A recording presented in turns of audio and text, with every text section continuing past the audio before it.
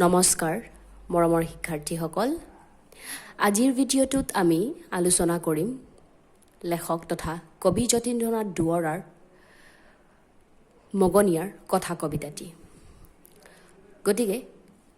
মগনিয়াৰ কথা কবিতাটিৰ বিষয়বস্তু তথা সাৰাংশ আলোচনা কৰাৰ আগতে ইয়াৰ লেখক যতীন্দ্ৰনাথ দুৱৰা কোন আৰু অসমীয়া সাহিত্যত তেওঁৰ স্থান কিমান তেওঁৰ অৱদান কিমান সেই সম্পৰ্কে আলোচনা কৰিম তেন্তে আহা পলম নকৰাকৈ আমি ভিডিঅ'টো আৰম্ভ কৰোঁ দুৱৰাৰ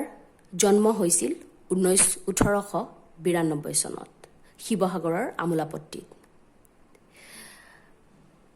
দুৱৰাই ইয়াৰ পৰৱৰ্তী পৰ্যায়ত শিক্ষা জীৱনৰ পাতনি মেলিছিল 1909 চনত শিৱসাগৰৰ চৰকাৰী উচ্চ ইংৰাজী বিদ্যালয়ত তেওঁ প্ৰৱেশিকা পৰীক্ষাত উত্তীৰ্ণ হৈ উচ্চ শিক্ষাৰ বাবে কটন কলেজত নামভৰ্তি কৰিছিল যদিও তেওঁ তাৰ পৰা কলিকতালৈ গমন কৰি কলিকতাৰ স্কটিছ চাৰ্চ কলেজৰ পৰা BA অৰ্থাৎ স্নাতক ডিগ্ৰী লাভ কৰে তাৰ পৰৱৰ্তী পৰ্যায়ত আইন আৰু MA অৰ্থাৎ স্নাতকোত্তৰ ডিগ্ৰীৰ কাৰণে নামভৰ্তি কৰিছিল যদিও আধৰুৱাভাৱে শিক্ষা সমাপ্ত কৰি শিৱসাগৰলৈ ঘূৰি আহিব লগা হৈছিল ইয়াৰ পৰৱৰ্তী পৰ্যায়ত তেওঁ কৰ্মজীৱনৰ পাতনি মেলিছিল ডিব্ৰুগড়ৰ জৰ্জ ইনষ্টিটিউশ্যনত তাৰ পিছত তেওঁ স্কটিছ চাৰ্চ কলেজিয়েট স্কুলত বহু বছৰ শিক্ষকতাও কৰিছিল আৰু কিছুদিন তেওঁ কলিকতা বিশ্ববিদ্যালয়ৰ স্নাতকোত্তৰ শ্ৰেণীৰ অংশকালীন অৰ্থাৎ পাৰ্ট টাইম অংশকালীন অধ্যাপক হিচাপেও কাম কৰিছিল 1945 চনত ডিব্ৰুগড়ৰ হনুমান বক্স সুৰজমল কানৈ কলেজত স্থাপন হোৱা দুৱৰাৰ অসমীয়া বিভাগৰ তেওঁ মুখ্য অধ্যাপক পদত নিযুক্তি হয় এই পদৰ পৰাই পিছত তেওঁ চাকৰি জীৱনৰ অৱসৰ গ্ৰহণ কৰে অসমীয়া সাহিত্যৰ প্ৰথম কথা কবিতাৰ জনক তথা বনফুলৰ কবি যতীন্দ্ৰনাথ দুৱৰাই ছাত্ৰ অৱস্থাৰ পৰাই কবিতা লিখাৰ প্ৰতি আগ্ৰহী আছিল সেইবাবে তেওঁ উমৰ তীৰ্থ আপোন সুৰ বনফুল মিলনৰ সুৰ মৰমৰ সুৰ ইত্যাদি কেতবোৰ কবিতা পুথি ৰচনা কৰিছিল কথা কবিতাৰ তেওঁৰ একমাত্ৰ কবিতা পুথি আছিলে আৰু সেইখনেই অসমীয়া প্ৰথম কথা কবিতা পুথি আছিলে ইয়াৰ উপৰিও ফাৰ্চী চুফী কবি উমৰ খায়ামৰ ৰুবায়তৰ প্ৰথম অসমীয়ালৈ ভাৱানুবাদ কৰি উমৰ তীৰ্থ পুথিখন ৰচনা কৰে অৰ্থাৎ অনুবাদ কৰে তেওঁ বনফুল কবিতা পুথিৰ বাবে সাহিত্য একাডেমী বঁটাও লাভ কৰিছিল আৰু তেওঁই আছিলে প্ৰথমজন অসমীয়া ব্যক্তি যোনে কবিতা পুথিৰ বাবে সাহিত্য একাডেমী বঁটা লাভ কৰিছিল আৰু তেওঁ 1955 চনত গুৱাহাটীত অনুষ্ঠিত হোৱা অসম সাহিত্য সভাৰ 24বিংশ অধিৱেশনত সভাপতিত্ব কৰিছিল দুৱৰাৰ কবিতাত কেতবোৰ ইংৰাজ কবি গ্ৰে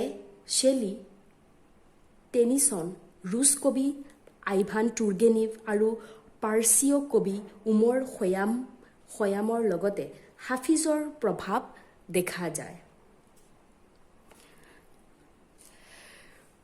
ইয়াৰ উপৰিও ৰুছ সাহিত্যিক আইভান তুৰ্গেনিভৰ দ্য বেগাৰ নামৰ কথা কবিতাটিৰ লগত এই মগনিয়াৰ কথা কবিতাটিৰ সাদৃশ্য আছে উল্লেখযোগ্য যে তুৰ্গেনিভৰ যিখন পয়েমছ ইন প্ৰ'জ আৰু আফ্ৰিকাৰ লেখিকা প্ৰথম কথা কবিতাৰ জনক আছিল আইভান তুৰ্গেনিভ আৰু তেওঁৰ পয়েমছ ইন প্ৰ'জৰ উপৰিও আফ্ৰিকাৰ লেখিকা অলিভ শ্ৰাইনাৰৰ